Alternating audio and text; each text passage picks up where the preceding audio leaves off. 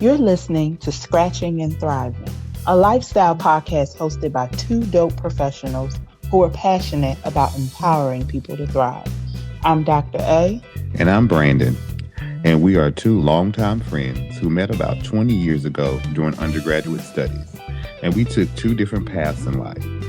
I'm a healthcare executive and lifestyle guru. And I'm an educator and entrepreneur. And we are here to bring you the content that will help you thrive. Good day, Thrivers. Today's topic is success and thriving. What is the definition of success and what does it look like to thrive? So I want to give a disclaimer before we get started though, right? That there is not one single definition of success. So let's put it all out there before we get started. There's not one single definition. Success is defined differently for everyone. So don't beat yourself up if you hadn't made the success standard that society or that your family or that your friends has set, right? So if you want to be the entrepreneur, be the entrepreneur. Do what you need to do to make that happen. If you want to be the healthcare executive, be the healthcare executive. But know that your definition of success is the only thing that's important for what it means to you. Okay? So I want to throw that out there, get out the way. So Adriene, you tell me what you think success looks like. And what is it like to thrive? Yeah, that's an interesting topic. It's an interesting question too, because I agree. And I'm glad that we got that out of the way, that success means different things to different people, right? Because a lot of times people will say, oh, you are so successful because we've amassed and accumulated material things, right? The house, the car, the name brand bags, and going on trips and traveling and doing all of these things. And that's great, but it doesn't necessarily equate to success for me, right? I absolutely understand. Right. It's not tied to material things. It's not tied to other people. For me personally, it's not tied to how other people view me, right? That to me is their opinion, their perspective. But for me personally, how I see success is based off of goals that I've set for myself and me reaching those goals. And those goals could be anything from health to career decisions, to family, spiritual, anything. And I do that every year, right? Like I set out and plan goals, but me actually reaching whatever goal it is that I set, that for me means that I am thriving. Okay, so that's a great point. It's a perfect segue too, because I was sitting there thinking, people always say because I'm in my late 30s, we ain't got to go into the exact age, ain't my business, right? Right. But I'm in the late 30s, and I am pretty high up on the healthcare executive chain. They always want to know how I got there. Well, it takes planning. And I'm glad you said that because I don't think a lot of people actually know what planning looks like. And it's really, really simple. So planning is like, for example, a vision board. You see what you want to do and you know where you are now. So what steps will it take to get you to where you need to be? It's just as simple. What resources do you need to tap into to get there? There's a lot of resources to do what we need to do. But have a plan, and you're going to have some bumps along the way in this plan. Ain't no plan easy at all, right? Right. And actually, the harder you work on the plan, the more bumps you have, the more you learn. And the farther you're going to typically get. Right. And the other thing that's really interesting about planning is people, when you talk about bumps and you talk about roadblocks and you talk about paths and doors that may be closed on, and like reaching your goals as you're setting this plan, a lot of people don't anticipate that. And any setback can be devastating. And so you have to figure out as a part of the planning process how you're going to handle setbacks. And those are your coping strategies. Right. And you can't get discouraged, right? Because you're going to have setbacks. I can't tell you how many no's I had before I got to a yes. You hear me? Tell you. Oh my God. I mean, just imagine being living in the South in different states, Texas, Louisiana, Tennessee, Florida, and Mhm. being the highest African American male in the food chain of a hospital, right? Right. Can you imagine how many roadblocks I came into? I got more no's than I got yes. But when I got those yes, I capitalized on them because I always That's right. wanted to learn as much as I could. I always Hmm. wanted to put my name out there. Okay, I tried it. If ain't nobody else gonna do it, hell, I do it. I Hmm. always wanted to take the next step because I knew where I was not the final destination. Right. So you just said something. When I got there, I was able to capitalize on the opportunity. Right. And I think planning helps you to get prepared for when the opportunity comes, you're ready. Because I was one who packed up my dorm room, well, it was an apartment, packed up my apartment from Louisiana and drove on home through Kansas City to drive on to Philadelphia. And that's scary. That's something that this little Southern girl, Midwestern girl, really didn't understand sort of East Coast norms, right? Didn't understand East Coast swag, East Coast style. I didn't know what a John was. They're like, oh, Philly John. I didn't know what that was. So I uprooted everything, but I had a plan. I had a lot to learn, but when opportunities were available to me, I was prepared to seize those Right. opportunities.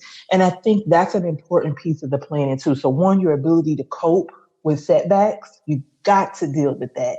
And then being prepared and ready to seize opportunities when they arise and recognize when it's an opportunity. Because sometimes people don't recognize everything as an opportunity unless it hits them like a Mack truck in the face, you know? Yeah, So and you know what? Getting hit by that Mack truck ain't no fun.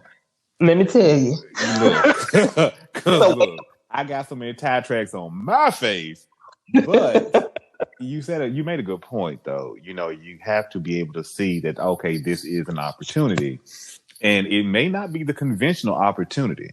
Because I can right. tell you, because I when I first got to nursing school, I wanted to do trauma. That's what I wanted to do, and wasn't Mm-hmm. nobody giving a new nurse an opportunity. Mm-hmm. So I researched and found, and this is before the internet was big. Okay, so you had to do a lot of phone calls. There wasn't a whole lot of internet searching. So you make phone calls, and I found out that Fort Worth had a trauma fellowship program for nurses. So I applied and got in. And I knew that's what I wanted to do. It's my passion. It was my passion. And but you know, all good things must come to an end.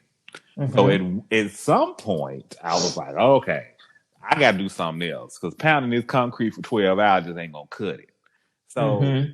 I was thrown into leadership. You know, my now nurse mentor. When I moved back to Memphis, I didn't quite know what I want to do with my life. I just kind of packed up my stuff and just moved across country because I was just sick of what I was dealing with. Right. So you get tired of it, you make a change. So I decided to make a change, and my nurse mentor came to me one day and said, "You're gonna be the clinical director." I looked at her like she lost her mind. You know, clinical director screams salary, it screams no overtime, it screams responsibility for other people. It just screams a Mm-hmm. whole lot of things that made me want to say no.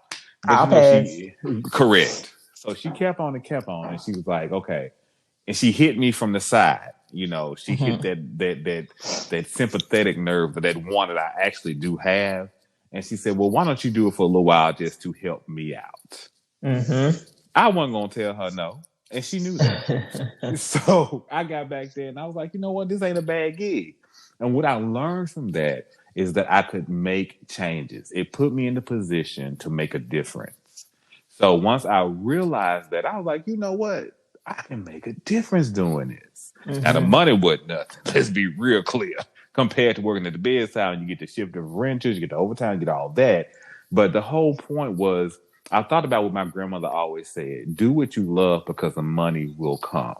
Mm-hmm. That's right. That's like a key peril that I keep in my pocket is do what you love because eventually the money will come. And it's true because now I ain't got no complaints about the lifestyle I live.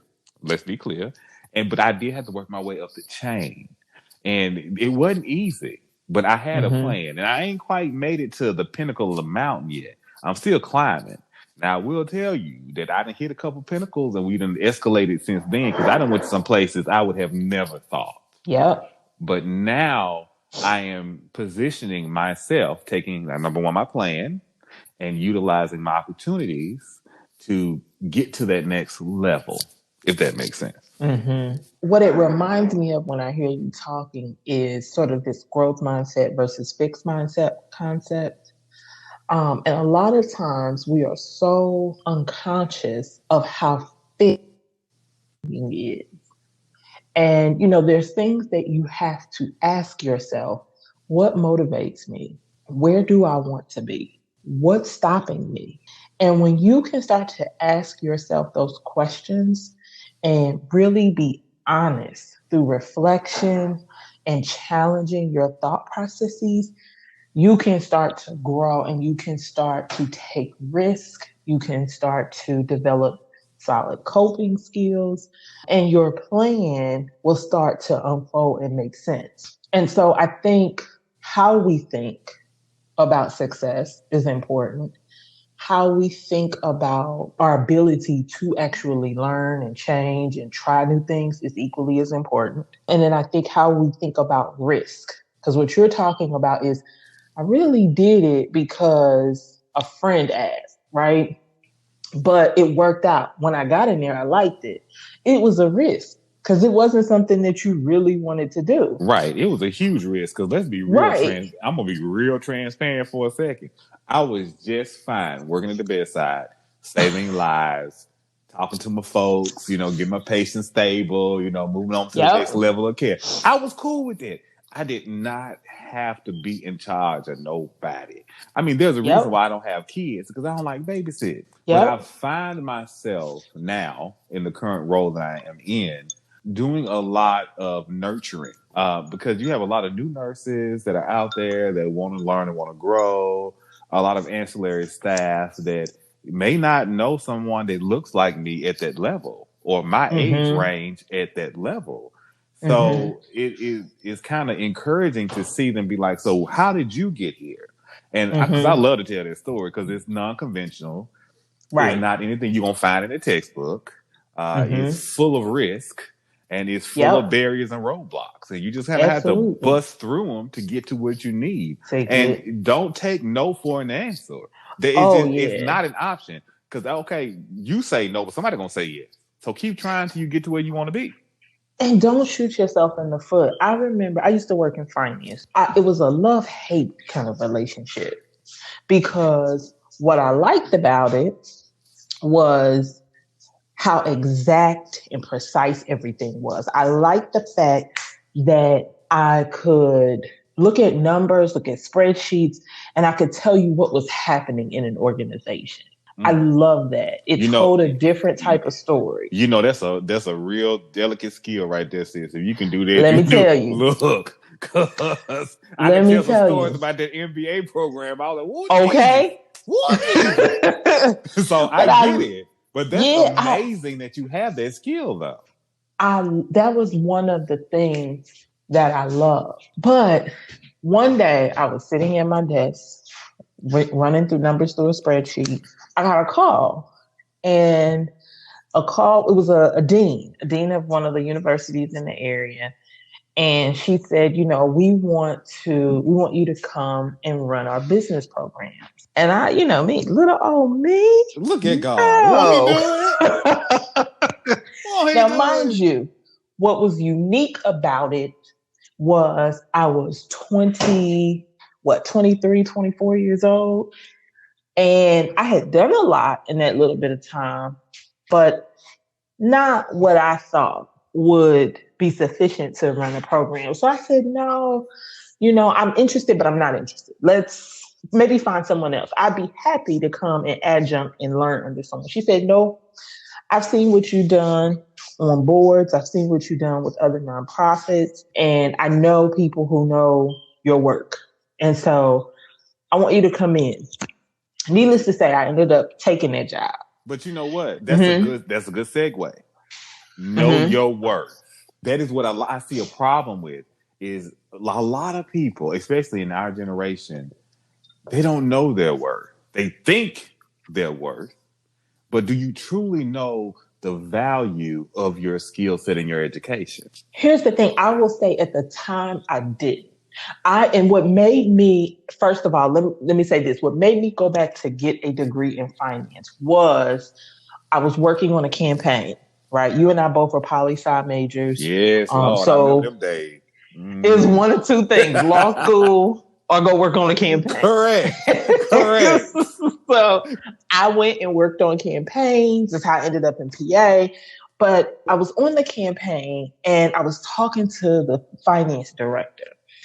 And every meeting, he was always present. He was the one everyone looked to. And I said, what is this about? He said, the money runs everything. He said, if you can't understand how money flows, you're never going to be able to run an organization or think strategically. And I was like, yo, okay, let me Amen. figure this out. Amen. So I Amen. went back, studied, got a master's, started working in finance and everything.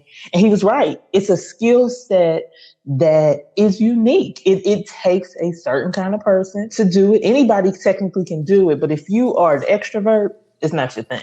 You ain't lying. Look, because when you deal with somebody's money, let me just be honest here to tell you. Because like you, I went the business route. Because let's be realistic and let's be real transparent.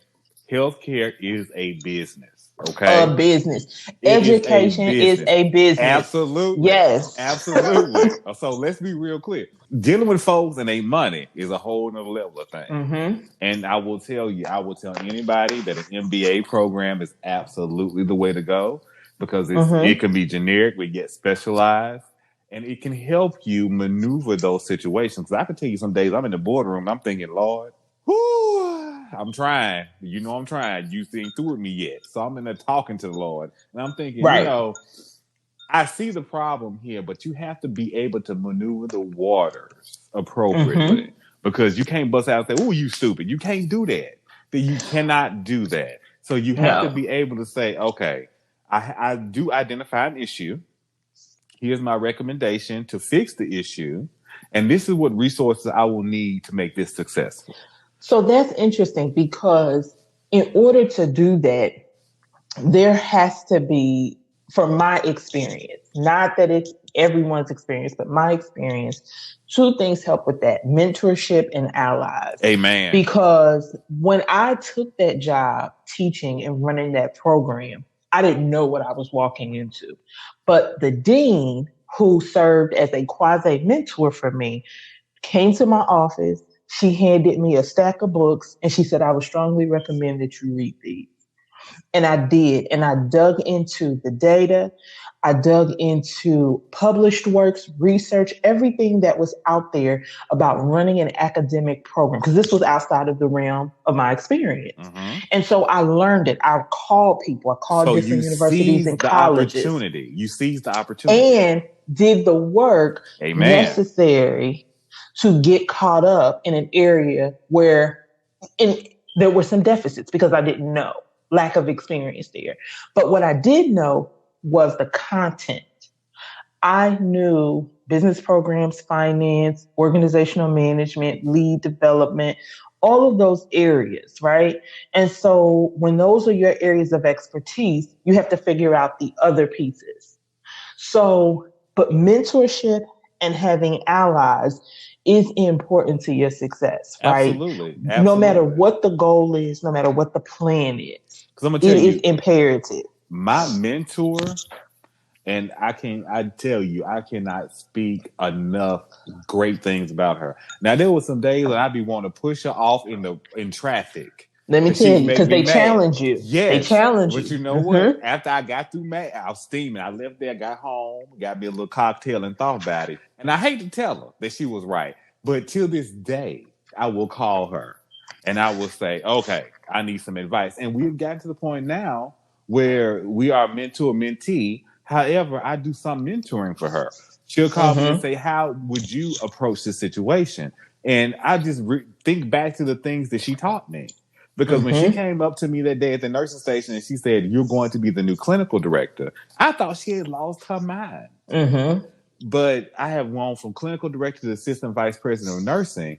And I'm going to tell you, I owe a lot to her and God. Right. Honestly. Because she put the work in. She saw somebody who had the potential and she absolutely pulled it out of me. So mentorship is huge. If you have somebody willing to do it, Take them up on that offer. And it's not like you won't find new mentors along the way, because you absolutely will.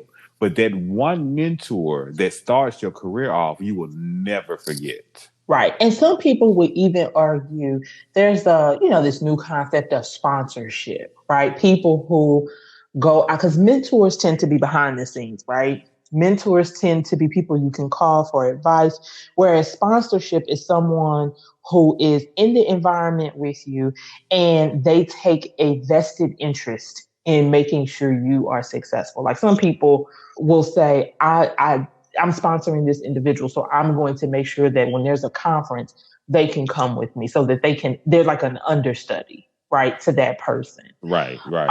And so there's value in that. Whatever the case is, what we're really saying is get around people who have experienced what it is that you define as success. They are in that field, they're thriving in that field, learn from them. Learn their behaviors, learn from their mistakes, learn from their successes, but really learn from them. Let me ask you this, Brandon, because I hear this a lot, right?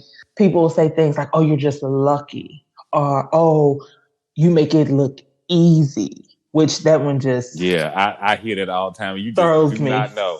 for a loop. It reminds me of that. I see it on Facebook or Instagram or Facebook all the time. It's like this mountain, and all you see is the peak, and below the water, you see all the trials and tribulations and barriers you had to go through to get to where you are. And I'm going to tell you, it's a long road.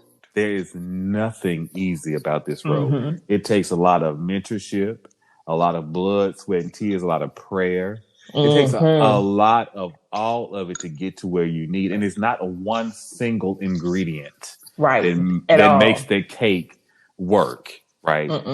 It's a lot of ingredients. And if you miss one, could you make the cake? Yes. But is it really what the cake that you were intending to make?